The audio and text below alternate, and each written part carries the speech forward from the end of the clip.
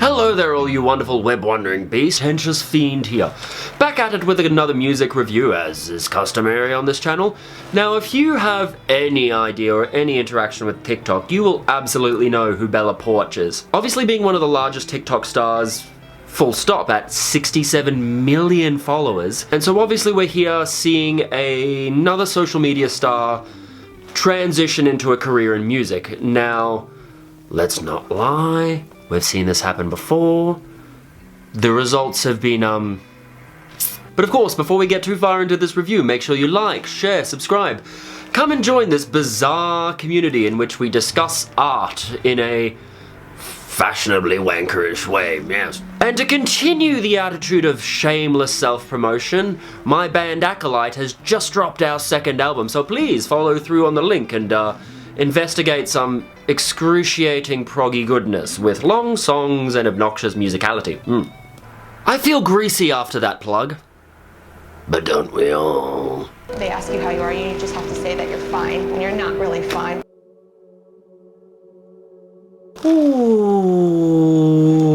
fling. Straight off the bat, this track is much better than I expected. It is significantly better than many other social media stars transitioning into music, particularly vocally. Whilst the vocals aren't particularly risky in any way, they don't rocket off out on a limb where her voice is going to break, there is rarely a moment where she leaves this kind of intimate whisper vocal delivery, but the tone she delivers, she actually delivers quite well. For her first bit of musical output, this is vocally quite decent. And if that hook ain't catchy as fuck, this ain't Build a Bitch, you don't get to pick and choose. In terms of instrumentation and production, you're not covering any wondrous new ground here. You are going back to that toy box kind of cynical childish pop where you have the children's choirs saying la la la and cute little xylophones, and you have this kind of fun-loving picked guitar part that is like a 2-5-1-6 in D sharp, I believe.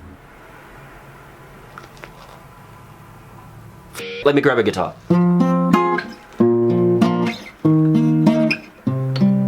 Your mind goes back to people like Melanie Martinez. It's a very, very, very used tone in pop.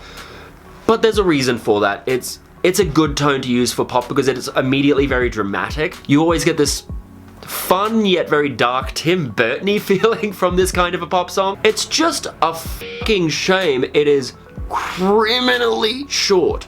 And I mean criminally short at an under 2 minutes. And in terms of numbers, this song went fucking bananas.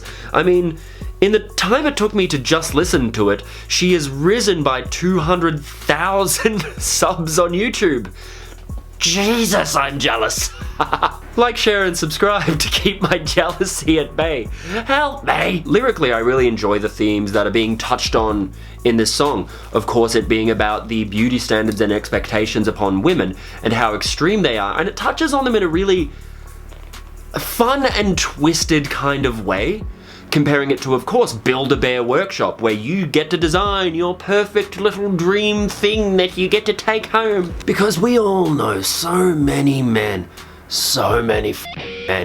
that demand a custom-made woman to fit their every single little desire, mentally and physically as well. And I mean, yeah, that attitude, because human beings are dynamic. And I really enjoy the tongue-in-cheek way in which it's touched on here. It allows you to dig into the shitness of that situation without it being overwhelmingly dark. And if any men want to pop up in the comments and say, women expect the same thing too, they need a man to be 6'3" and fucking ripped. Don't worry, short kings, I see and respect you and think you're completely valid and worthy of love regardless of your physical situation.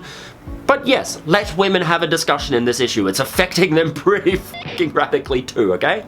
Now, I do think that there is some room for improvement if Bella Poarch wants to sit amongst the greatest that current pop has to offer, pushing her voice a little more and finding a greater dynamic range in how to express using vocal nuances. Then, of course, finding and fostering a unique style and unique vocal tone. But my biggest hope for her future is that she continues to work with producers and other artists that bolster a unique tone instead of trying to shift her into catching up with top 40. When you have a social media star who is trying to become a fully fledged legitimate musical artist, you're staring down a really interesting opportunity because you don't have to try to make them top 40. You don't have to try to do that because they've already got an audience. Their audience will be listening to their music out of curiosity regardless. You're not trying to break through the market. They already have a market. She has 67 million f***ing people following her. I would much rather and really do hope that they try to zoom in on and highlight any unique tones or abilities that she wants to bring to the forefront. But that is just my humble yet pretentious opinion. There is a link below. Go listen to the song. Come back. Let me know what you think. Till next time, disregard society in its entirety and, for goodness sake, remain filthy.